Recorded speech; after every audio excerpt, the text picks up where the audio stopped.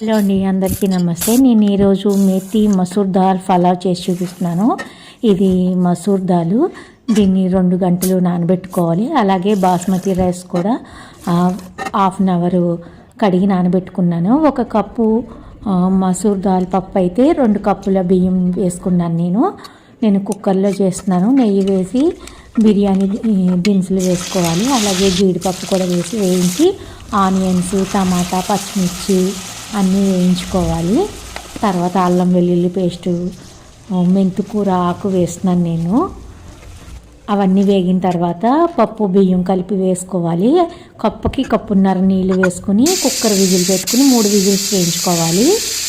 3 whistles వేయించిన తర్వాత ఆవిరంతా పోయిన తర్వాత రెడీ అయిపోయింది మనకి మేతి మసూర్ దాల్ పలావ్. ఇది చాలా ప్రోటీను, క్యాలరీస్ ఎక్కువగా ఉండే హెల్త్కి చాలా మంచిది ఈ పలావ్.